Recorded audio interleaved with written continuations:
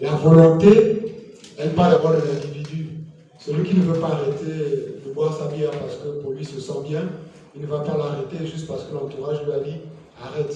Ça doit d'abord être une volonté personnelle. Et là, ce complément alimentaire va commencer à doucement renforcer d'abord les convictions de l'individu pour lui donner l'énergie nécessaire pour reprendre le contrôle sur lui-même.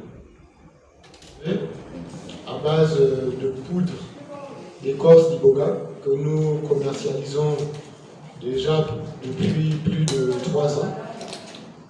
Et c'est un complément alimentaire, c'est-à-dire que c'est une manière de faire connaître au plus grand nombre les vertus d'une plante formidable comme l'iboga. Je suis Tamambo, de la tribu des Boupétis, fils de la tribu des Ampini, petit-fils de la tribu des Akaza, Avanchi, Mongi. Jean sacré, c'est aller à la préhistoire de la préhistoire. La venue du bois sacré est donc datée par le début de notre civilisation. C'est une entité qui a une conscience consciente et qui recèle des informations, sinon des codes. C'est une sorte de carte mémoire de la création. Le bois sacré, une plante révélée aux pygmées. J'aurais eu plaisir à partager avec vous cette histoire, mais je ne peux parler qu'en parabole aux profanes et en esprit aux initiés. Cette plante, aujourd'hui, devrait être normalement patrimoine national. Adieu. Le bois sacré, pour nous les initiés, je parle principalement, sinon particulièrement du boité, qui aujourd'hui est un terme générique et qui englobe beaucoup d'autres rites, mais sinon le boité, qui est le premier rite à pratiquer l'éveil par le bois sacré, donc le Dizumba, qui mène l'homme à la connaissance des mondes, des multiples mondes et des multiples univers. Le bois sacré alors est expressément planté au Gabon, révélé aux hommes premiers, Babongo, parce que le pygmée est bien le premier des hommes. C'est à ce peuple vivant au cœur de la forêt qu'a été révélé le bois sacré. À qui il s'est révélé? Parce que le bois sacré est intimement lié au boité. C'est le boité qui fait que on découvre le bois sacré. Les initiés comprendront de quoi je parle. Alors, je ne sais pas à quel niveau vous étiez dans la discussion, ce que je peux dire pour le moment. Voilà, c'est cela.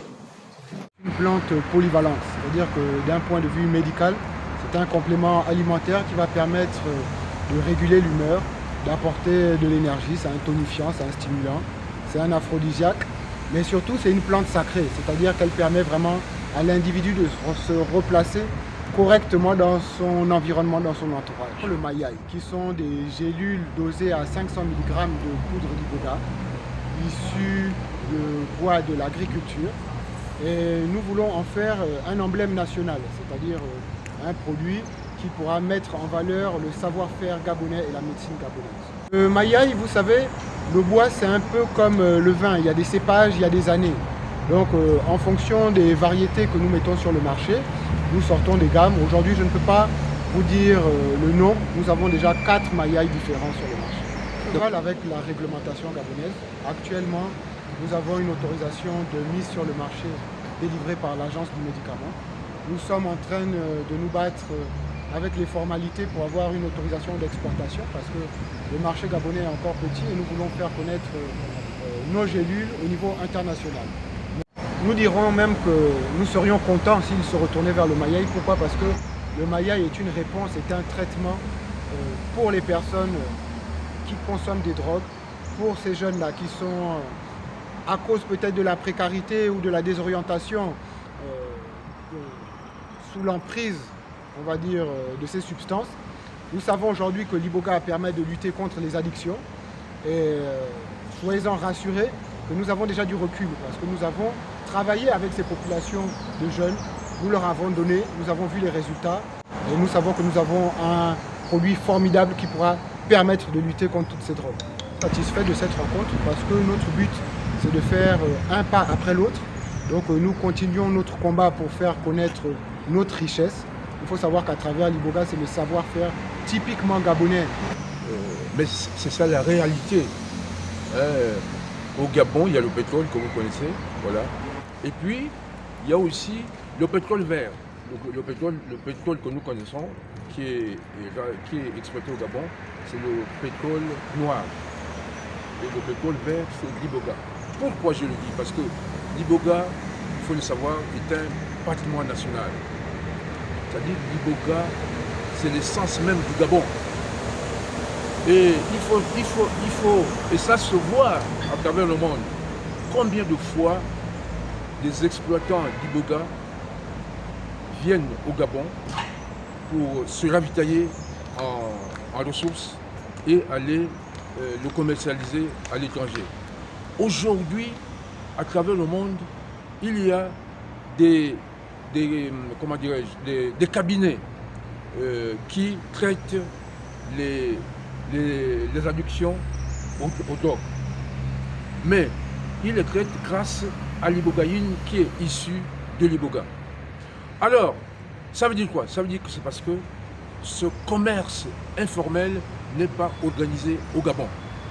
Et voilà pourquoi le président de la République et le chef du gouvernement doivent prendre des décisions fortes. Il faut organiser le commerce de l'Iboga. C'est normal, c'est logique. Et c'est primordial. Parce que si le gouvernement prend la décision de créer un institut de recherche sur l'Iboga, mais ce sera une bonne chose pour tout le monde. Hein? Les étudiants du monde entier viendront étudier l'Iboga chez nous. Parce que l'Iboga, c'est l'essence du Gabon. Parce que l'Iboga a une histoire au Gabon. Mais sauf que on a oublié l'essentiel, c'est de penser que l'Iboga n'appartient ou bien n'est utilisé que par les traditionalistes. Or, l'Iboga appartient à tout le monde. Aujourd'hui, dans le monde, il y a des Français, des Européens, des Américains qui vont en Amérique du Sud pour aller se faire traiter grâce à l'Iboga. Et cet Iboga-là, c'est l'Iboga du Gabon. Alors, si le Gabon était organisé, mais toutes ces personnes-là viendraient au Gabon. Le Gabon traite des drogués grâce à l'Iboga depuis des millénaires. Et je vous prends, je ne fais pas de publicité. Il y a la clinique traditionnelle de l'Océan Moigny traite des drogués avec l'Iboga. Et puis il faut faire la différence entre l'ibogaïne et l'Iboga. L'ibogaïne, c'est une molécule. Mais l'Iboga a presque environ 30 molécules en tant que plante. C'est une thèse. Il y a quelqu'un qui a fait une thèse à Toulouse, bien à Marseille, sur l'Iboga, pour savoir combien il y avait de molécules dans l'Iboga. Dans l'Iboga, sachez qu'il y a environ 30 à 32 molécules. L'Iboga, en tant que plante, est un médicament sur le plan traditionnel. Hein? L'Iboga, en tant que plante, est un médicament sur le plan traditionnel. Voilà. Donc, l'Iboga, c'est important. Mais c'est important.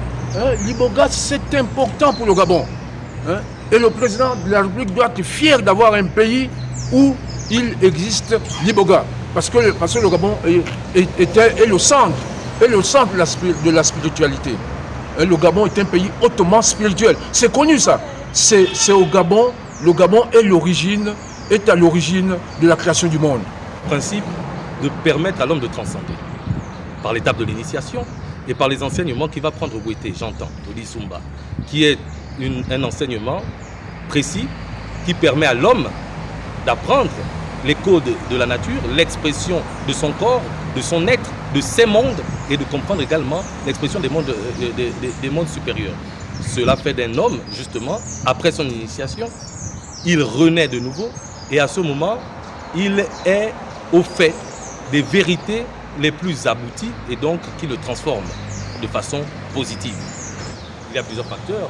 Il y a la transmission qui est mal faite, donc des initiateurs qui n'ont pas reçu et qui improvisent. 2, il y a le fait qu'un demandeur à l'initiation vienne et ne soit pas prêt, n'ait pas reçu l'appel, donc peut être refoulé de l'autre côté.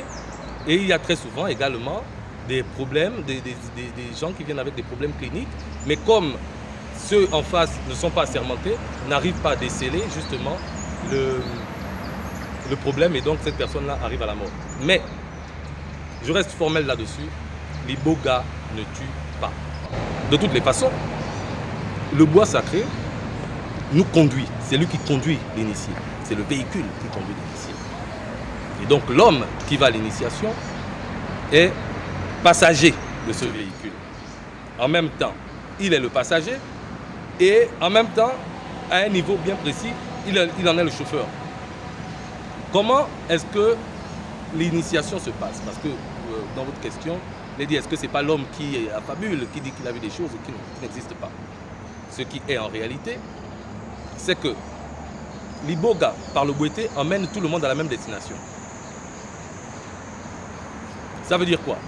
Ça veut dire que moi qui mange le bois sacré, et toi qui manges le bois sacré du boité, tu fais le même parcours. Nous qui assistons, qui te conduisons, on est justement convaincus de ton arrivée de l'autre côté, parce que tu nous donnes un nouveau nom. Et donc, l'iboga sert pour tout le monde de véhicule qui nous emmène à la rencontre de soi-même par les univers.